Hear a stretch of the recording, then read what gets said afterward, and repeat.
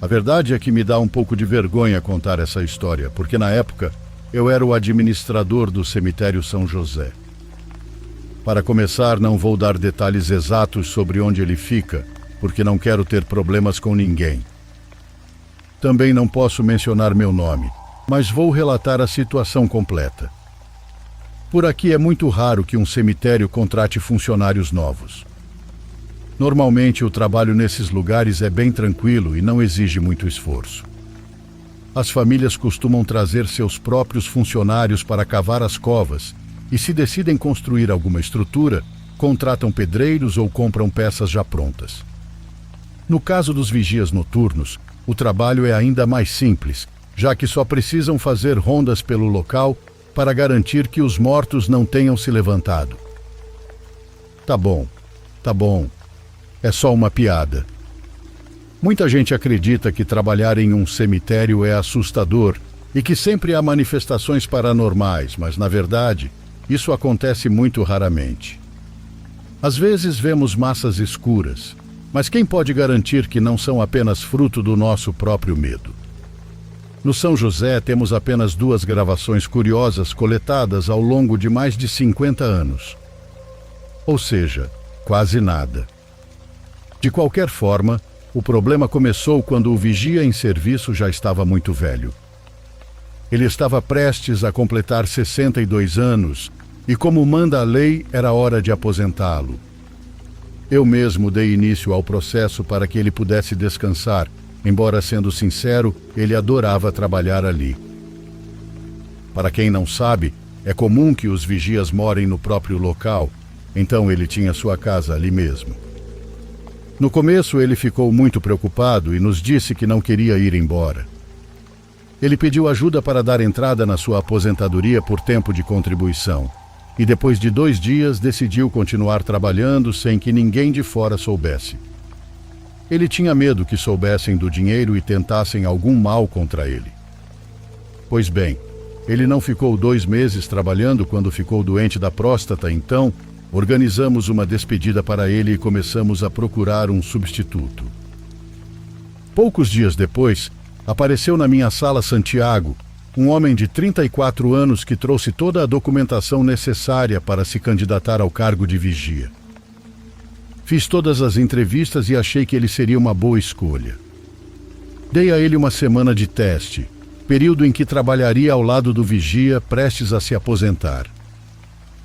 Meu funcionário de confiança mostrou a Santiago o que precisava ser feito, quais horários deveria seguir nas rondas e como preencher os relatórios semanais.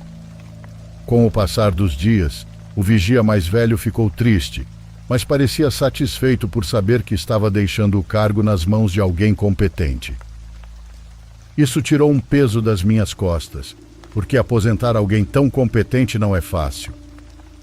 Logo depois, Santiago se despediu de seu antecessor, que juntou seus pertences e foi embora para a casa da filha em outra cidade, onde faria o tratamento. O novo vigia começou a trabalhar oficialmente, e eu pensei que tudo correria sem problemas. No entanto, não foi bem assim. Nos dias seguintes, acompanhei as atividades de Santiago, revisei seus relatórios e até fiz algumas rondas pelo cemitério para garantir que tudo estava em ordem. Do meu ponto de vista, não havia nada de errado. Mas então, uma tarde, uma mulher bateu à porta do meu escritório. Ela tinha uma expressão de fúria no rosto. Assim que abri, ela nem me cumprimentou e apenas disse: "Acho que alguém abriu o túmulo da minha mãe." Fiquei sem reação ao ouvir aquilo. Sem perder tempo ou analisar demais a situação, respondi que isso era impossível, pois o cemitério tinha muros altos e um vigia que fazia rondas todas as noites. Então a mulher levantou o celular e me mostrou algumas fotos.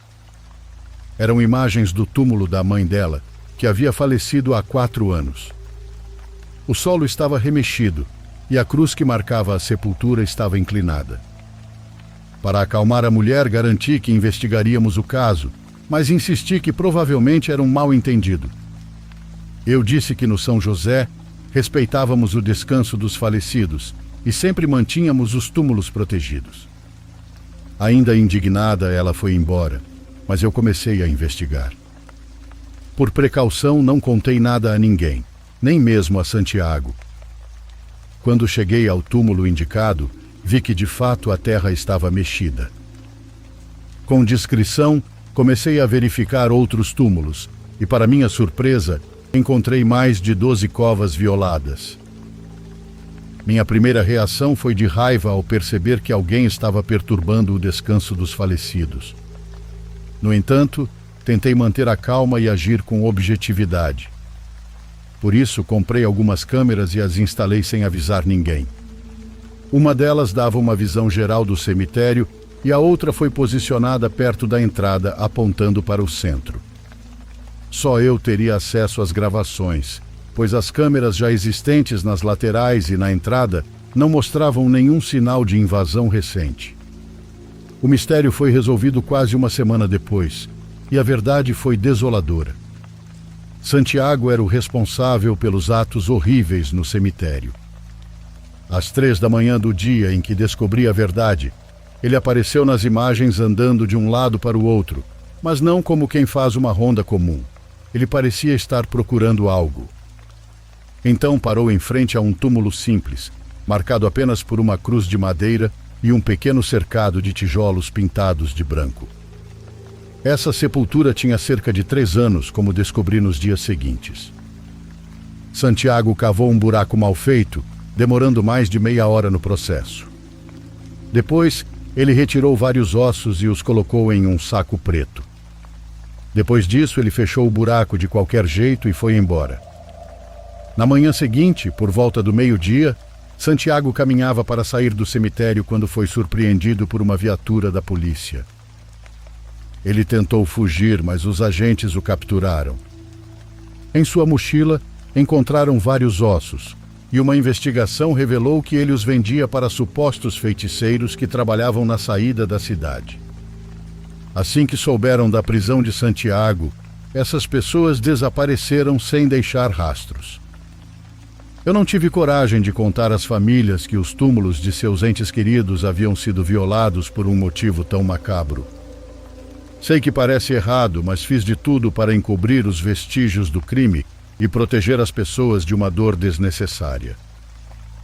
Imaginem o terror em descobrir que os ossos de um parente foram usados em rituais de magia negra. Pior ainda, saber que o espírito daquela pessoa pode ter sido aprisionado por forças malignas para propósitos desconhecidos. Nos dias seguintes, indo contra todas as regras, entrei em contato com o antigo vigia e fiz um pedido. Pedi que trouxesse um familiar de confiança para aprender o trabalho e seguir seus passos. Ele conseguiu um sobrinho, e esse rapaz está até hoje conosco aqui.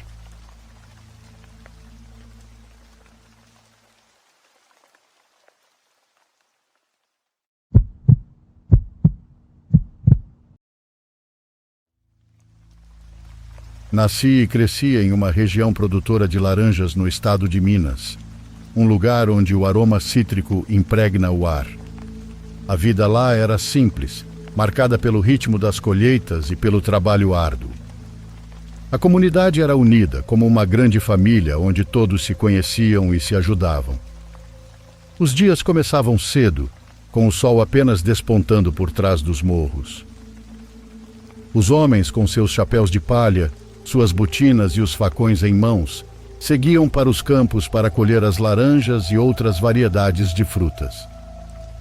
Enquanto isso, as mulheres cuidavam dos afazeres da casa, zelavam pelos filhos e preparavam as refeições. Depois da dura jornada de trabalho, geralmente a comunidade se reunia na praça central. As crianças corriam e brincavam na água, enquanto os adultos conversavam e compartilhavam histórias.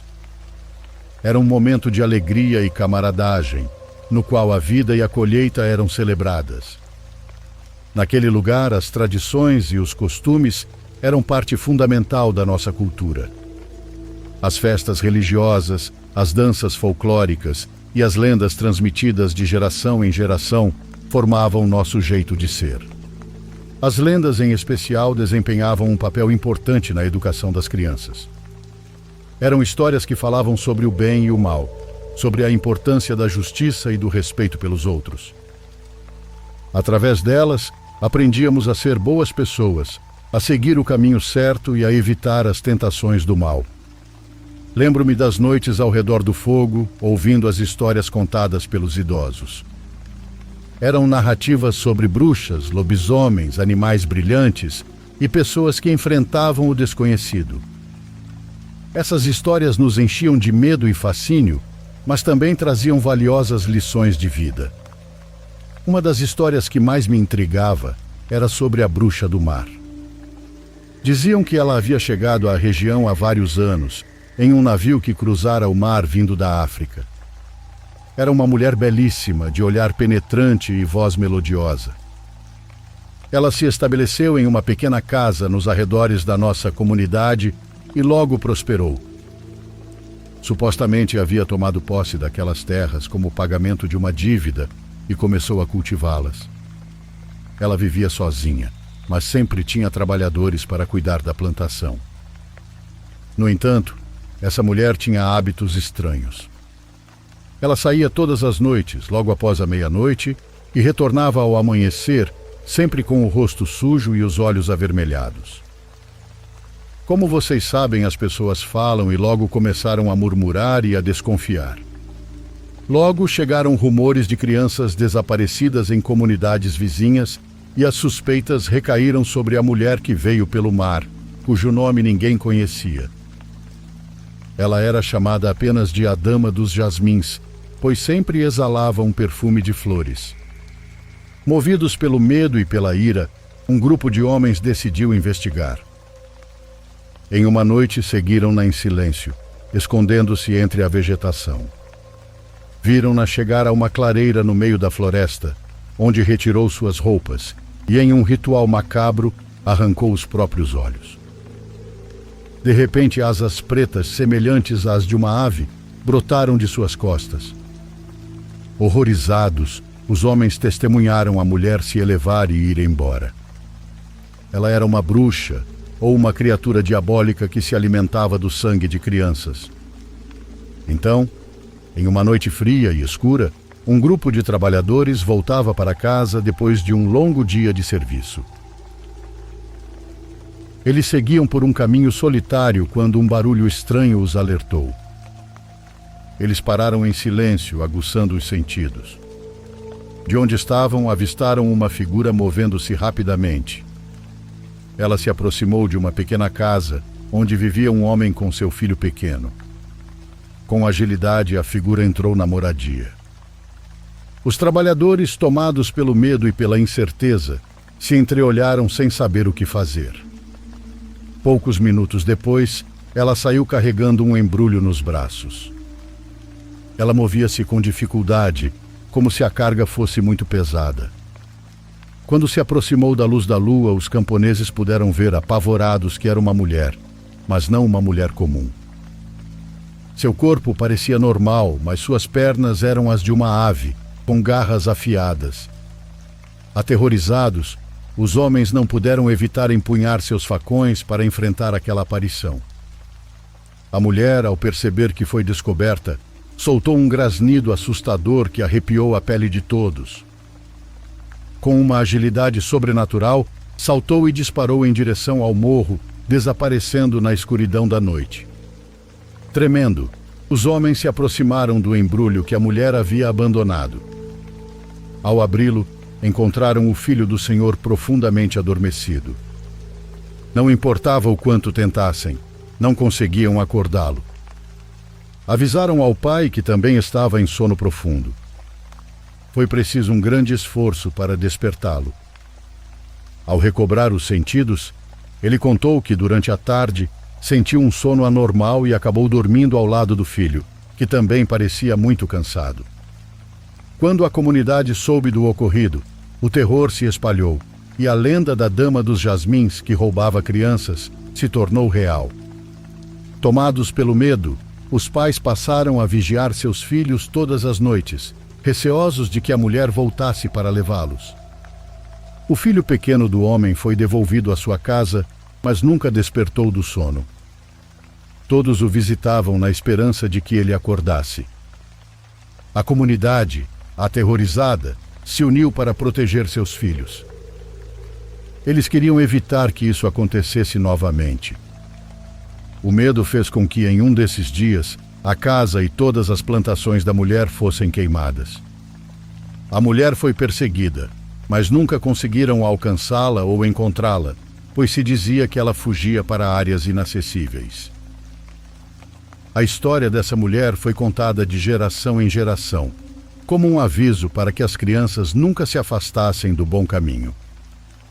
Eu, que sempre fui uma criança curiosa, me perguntava muitas vezes se essa história era verdadeira ou apenas uma lenda inventada para assustar as crianças.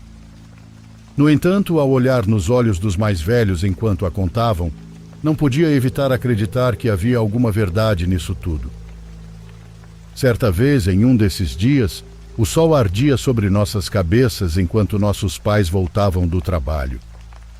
Nós, pequenos e cheios de energia, corríamos e brincávamos entre as plantações. De repente, como se um ímã nos atraísse, nos dirigimos a um velho caminho na mata, conhecido por ser um lugar onde os insetos se reuniam em grandes quantidades. Junto com outras crianças, fomos até esse local. A emoção de capturar esses insetos alegrava nossos dias. Quando chegamos ao local, a vista da clareira cercada de árvores nos deixou sem fôlego. Centenas de libélulas voavam, criando um espetáculo. Ao fundo da clareira, entre a vegetação, distinguimos os restos de uma casa queimada. Um calafrio percorreu meu corpo e me lembrei das histórias sobre a bruxa do mar. Nós, crianças, pensando nas histórias, nos aproximamos. Não restava muita coisa, apenas alguns pedaços de madeira e um antigo depósito que ainda guardava algumas ferramentas enferrujadas. Ao entrar nos restos do depósito, curiosos para ver se havia algo interessante, o ar de repente ficou frio. A luz do sol que se filtrava pelas frestas do telhado parecia fraco. Um dos meninos, que era meu melhor amigo e se chamava João, foi mais longe até uma formação de pedras do rio. Ao pegar uma delas, ouvimos um estalo que nos alertou de imediato, como se o ambiente estivesse protestando contra nossa invasão. De repente, tudo se tornou mais sombrio. Poeira, teias de aranha e um cheiro de umidade impregnavam o ar. Havia alguns pedaços de ferro que se destacavam e, de repente, uma sombra surgiu entre eles. Era uma figura alta e magra que se materializou no centro da sala. Vestia um manto preto que parecia ondular ao vento e cobria completamente seu rosto. Senti o medo tomar conta de mim. Algumas crianças, aterrorizadas, saíram correndo em direção à comunidade, gritando que era a bruxa. Todos nós ficamos paralisados, incapazes de nos mover, ao ver aquela presença surgir. Observamos enquanto a levantava lentamente sua cabeça. Alguns de nós conseguimos correr quando sentimos sua presença perto, mas João ficou, apesar dos nossos gritos. Aquela coisa se aproximou dele. Vimos como as vestes pretas o envolveram completamente. Sentimos um odor fétido, de podridão e terra molhada, invadindo todo o lugar. João se mijou de medo e começou a chorar e a implorar por ajuda. De repente, do nada, João começou a andar e desapareceu no meio do mato. Era algo definitivamente sobrenatural. A vegetação rasteira arranhava nossos rostos enquanto fugíamos, com a imagem daquilo em nossas mentes. Chegamos à comunidade chorando e gritando o horror que presenciamos. Os adultos organizaram grupos de busca, vasculhando cada canto da mata. A esperança foi substituída pela desolação a cada hora que passava, sem notícias do nosso amigo. Depois de 2 dias, o encontraram dormindo perto de uma árvore próxima ao rio. Ele estava bem e não tinha nenhum machucado em seu corpo. Quando conseguiram falar com ele, mencionaram que ele não se lembrava de nada, que simplesmente acordou com os homens verificando seu corpo. Bom, não sei se aquela aparição tem algo a ver com a história que nos contavam sobre a bruxa do mar, mas o que vimos nos perseguirá para sempre. É um lembrete de que, às vezes, os monstros das histórias não são produtos da imaginação, mas podem ser assustadoramente reais.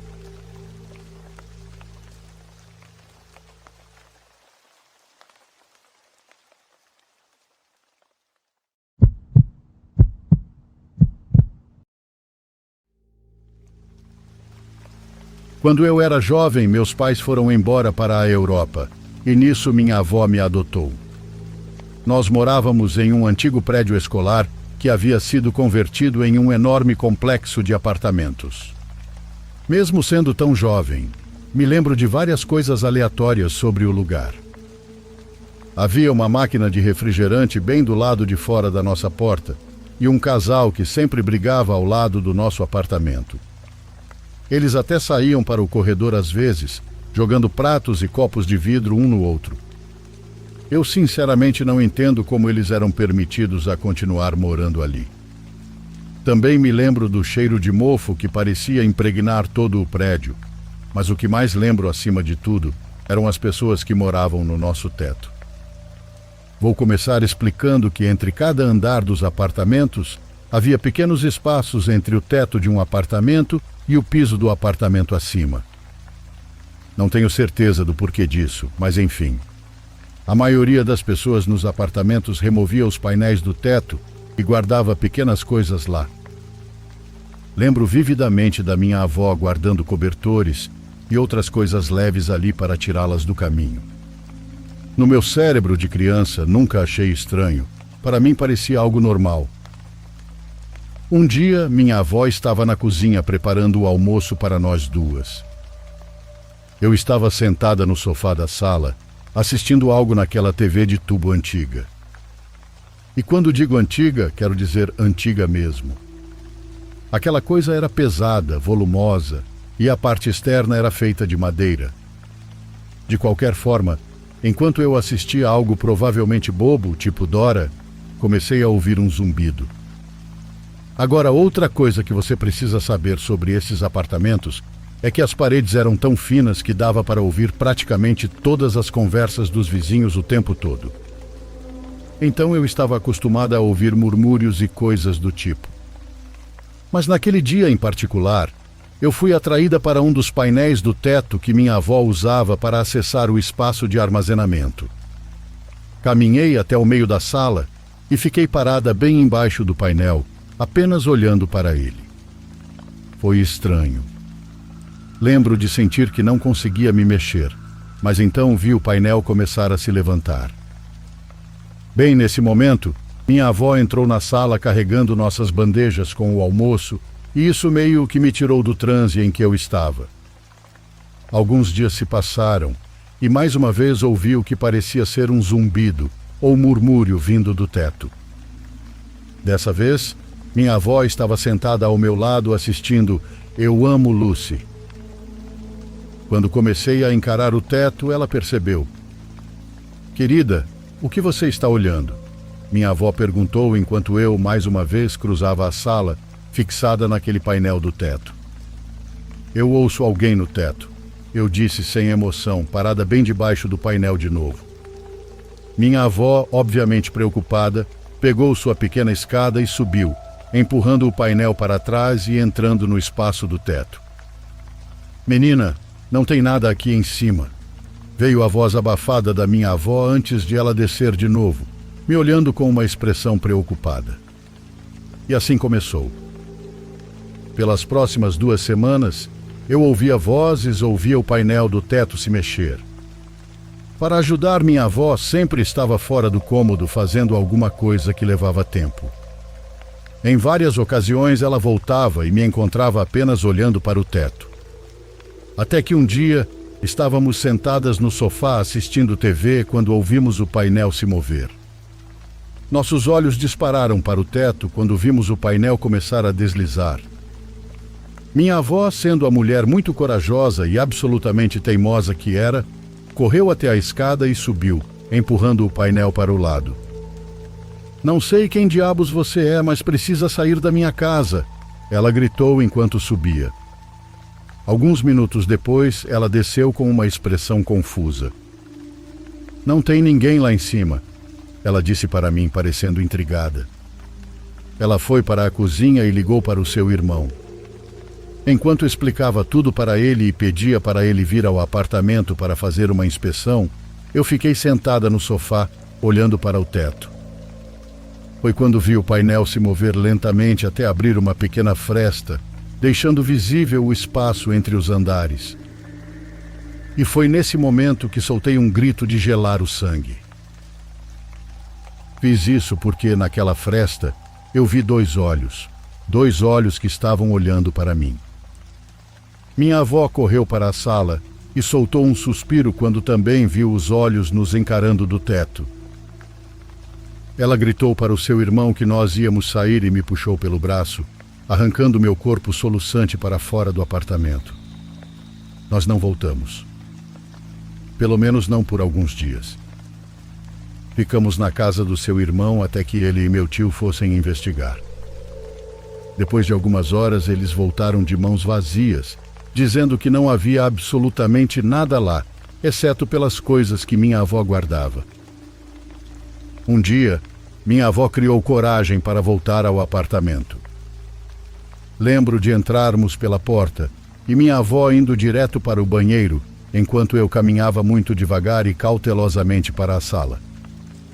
O que encontrei ainda me dá arrepios até hoje. Na lateral daquela TV de madeira, havia um desenho de caveira esculpido. E logo abaixo, também esculpidas na madeira da TV, estavam pequenas letras que formavam a palavra: "Saiam". E nós saímos. Assim que minha avó viu aquilo, correu para arrumar nossas malas e fomos embora. Seu irmão e meu tio fizeram outra busca no apartamento, tentando descobrir o que havia no teto enquanto pegavam o resto das nossas coisas. Mais uma vez não encontraram nada. Depois, o prédio ficou famoso por rumores de ser assombrado. Dito isso, tenho outra história de fantasma que aconteceu lá. Não sei o que aconteceu naquele lugar para que houvesse entidades, ou o que quer que fossem. Mas uma coisa eu sei com certeza: 23 anos depois, você não vai me pegar entrando naquele prédio por nada nesse mundo.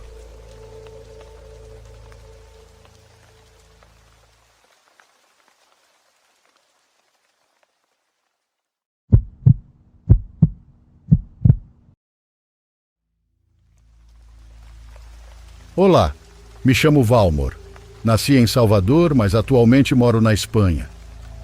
Tenho 28 anos e esta tarde quero compartilhar com vocês um acontecimento que vivi há 16 anos, um evento que até hoje não consegui explicar. Naquela época eu tinha 12 anos e convivia muito com meu avô. Ele era a pessoa mais próxima de mim, tanto que cheguei a considerá-lo como um pai, pois passávamos a maior parte do tempo juntos. Menciono que minha família vivia em uma área montanhosa, completamente rural. Meu avô sempre gostou de pecuária, agricultura e, em seu tempo livre, se dedicava à construção. Uma coisa de que me orgulho é que ele era muito respeitado na comunidade por suas habilidades nesse ofício. Era um sábado, lembro-me perfeitamente disso. Meu avô e eu estávamos trabalhando em uma obra, como de costume.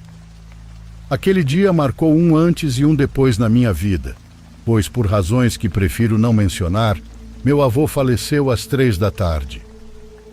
Horas antes de sua morte, sem imaginar o que aconteceria, meu avô me disse que, mesmo após sua partida, ele continuaria cuidando de mim.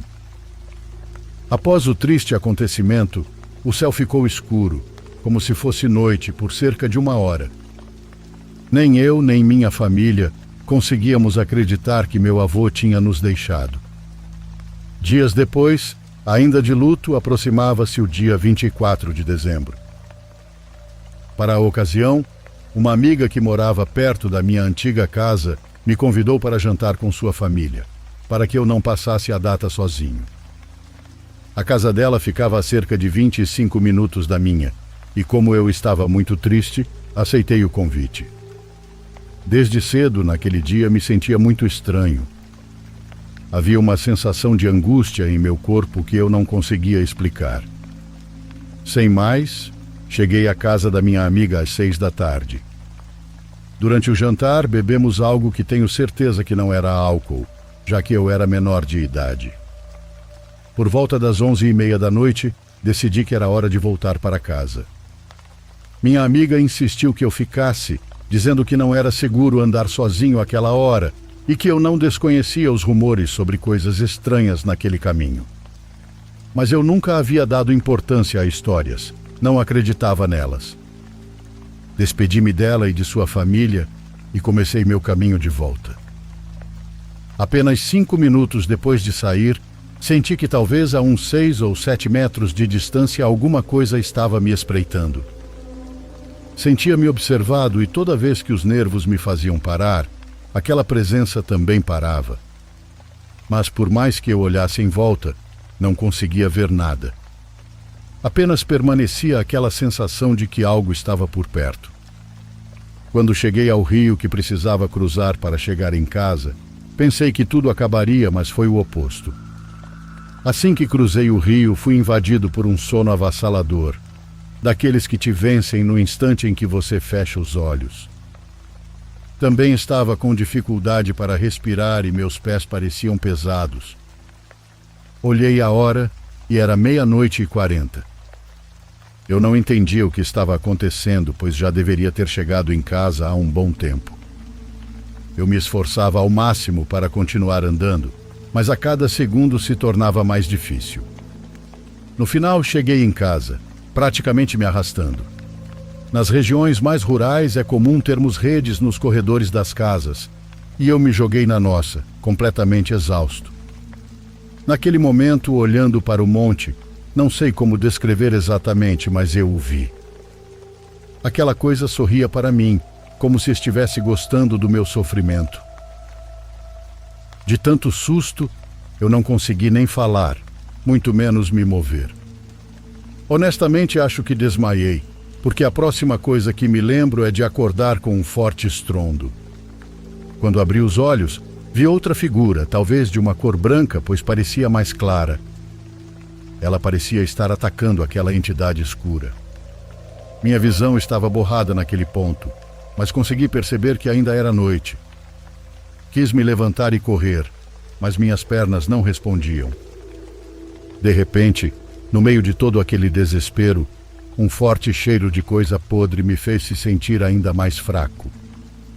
Meu quarto ficava separado da casa dos meus pais, e no meio de tudo, a última coisa que me lembro foi ouvir uma voz firme me dizendo: "Levante-se e vá para dentro, não fique aqui." Era uma voz familiar e reconfortante. Corri com todas as minhas forças e, graças a Deus, consegui chegar e me proteger. Na manhã seguinte, acordei sentindo meu corpo todo dolorido. Estranhamente, estava coberto por um cobertor, algo que eu nunca fazia, pois não gosto. Além disso, a porta do meu quarto estava fechada, quando eu sempre a deixava aberta. Por mais que eu tentasse, não conseguia me lembrar de tê-la fechado. Mais tarde, contei o que aconteceu aos meus tios, que com seriedade me disseram que a sombra branca provavelmente havia sido meu avô me protegendo. Eles me garantiram que ele sempre me amou muito, que eu era tudo para ele. Desde então, eu o tenho visto em meus sonhos várias vezes, e em cada sonho ele me diz a mesma coisa: "Estou aqui para cuidar de você. Nunca te deixarei sozinho, filho." Essa é a minha história. Agradeço à comunidade por me ouvir. Espero que o canal continue crescendo.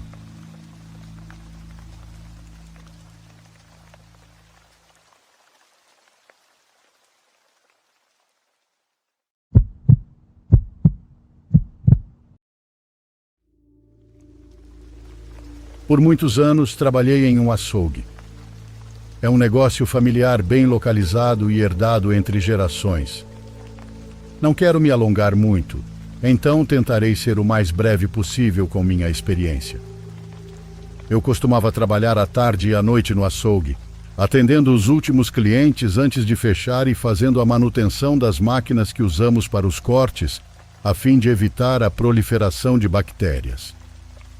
Outra pessoa no turno da manhã ficava responsável por organizar as carnes frescas e administrar o negócio. Ao sair do local, pegava um ônibus para o meu barraco e descansava.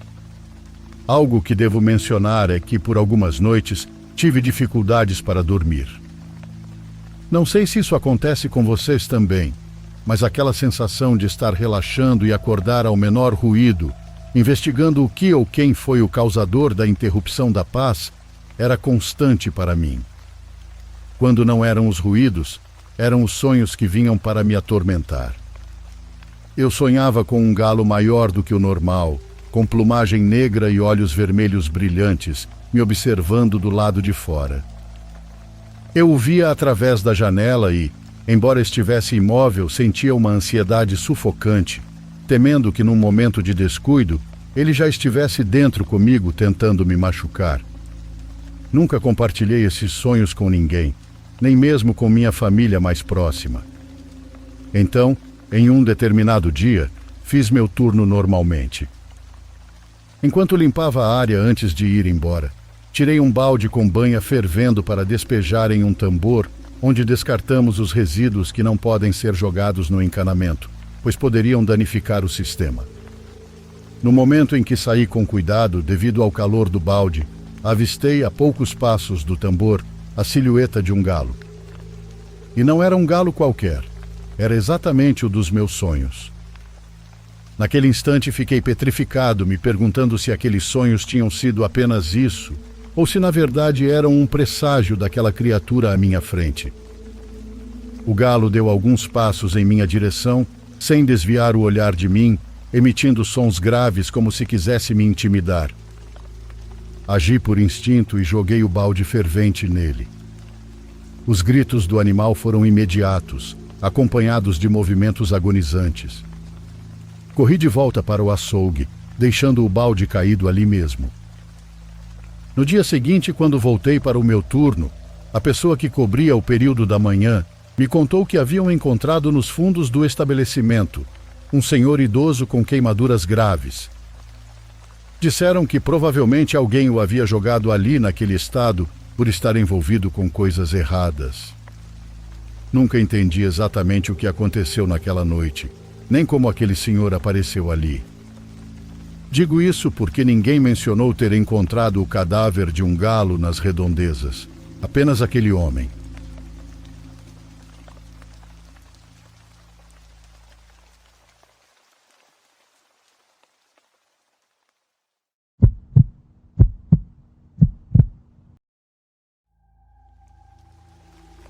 Isso aconteceu quando eu era criança, então alguns detalhes estão meio confusos. Ainda assim me lembro das partes importantes. Eu cresci em Nebraska e costumava ir de bicicleta para a escola todos os dias, pois meus pais estavam sempre trabalhando. Morávamos em uma área rural cercada por fazendas, e o caminho até a escola me levava por um enorme milharal. Pensando bem, provavelmente nem era tão grande, mas era o tipo de lugar que parecia não ter fim, especialmente quando você é criança. Nossa casa ficava do outro lado do campo, mas meus pais sempre deixavam uma coisa muito clara: não cortar caminho pelo milharal. Eles temiam que eu me perdesse sem um celular, e eu não questionava muito. Eu tinha visto como era fácil perder o senso de direção lá dentro.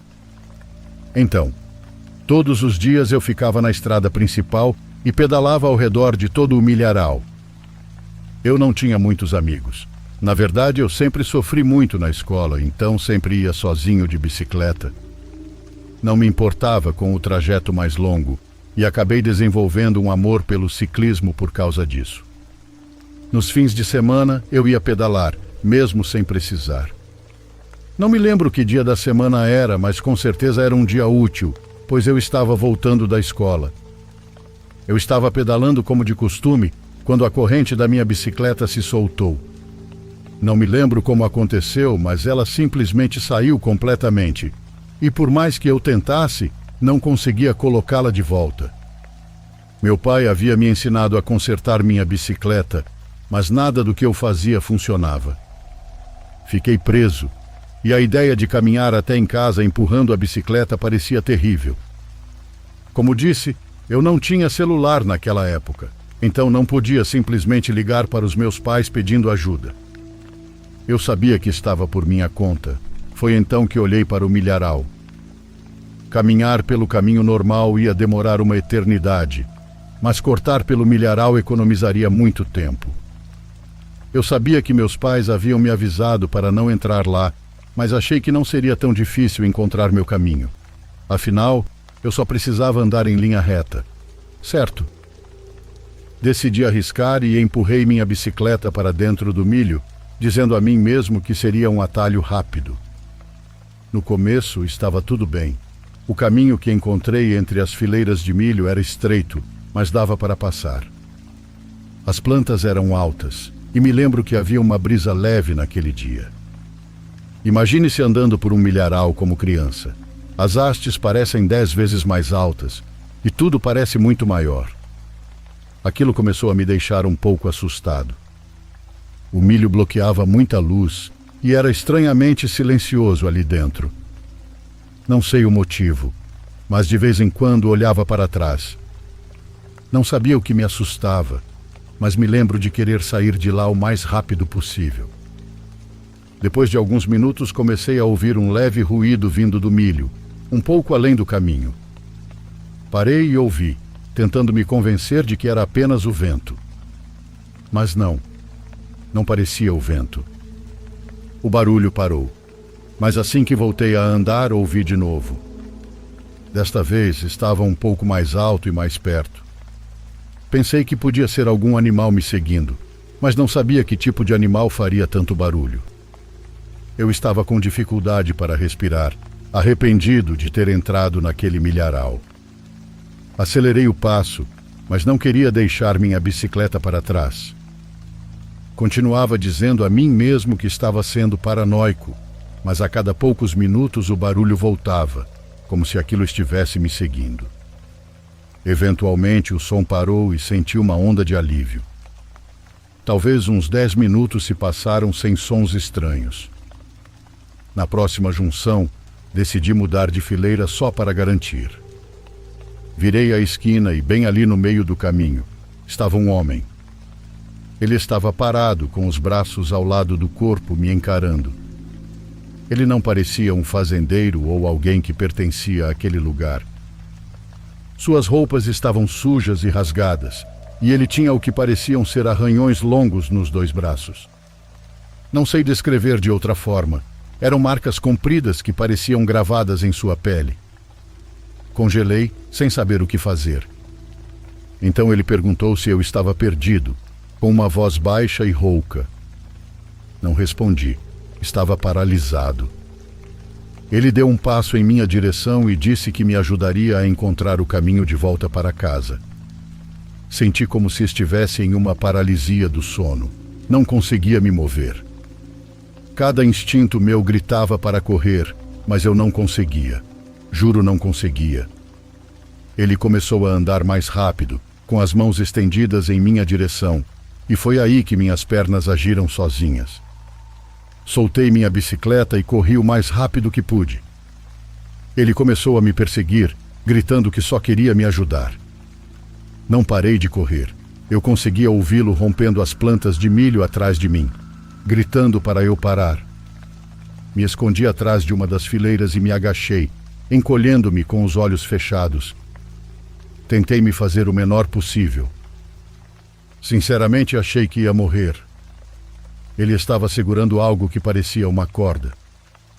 Quando ele passou, murmurou para si mesmo: "Eu tenho que encontrá-lo. Nunca vou esquecer essas palavras enquanto eu viver." Fiquei escondido o que pareceram ser horas. Minhas pernas estavam doendo e meu corpo inteiro tremia, mas eu não me mexi até ter certeza de que ele havia ido embora. Quando finalmente saí do milharal e fiz meu caminho para casa, eu tremia tanto que mal conseguia andar. Já estava escuro e eventualmente encontrei o caminho para casa. Corri para dentro e meus pais estavam quase infartando, preocupados sobre onde eu tinha estado. Contei tudo a eles. Minha mãe estava em lágrimas e meu pai parecia pronto para matar alguém. Mas a essa altura não havia muito o que fazer. Aquele homem já tinha sumido. Meu pai saiu para procurar minha bicicleta, mas não a encontrou. Eles me compraram uma nova alguns dias depois e a vida seguiu.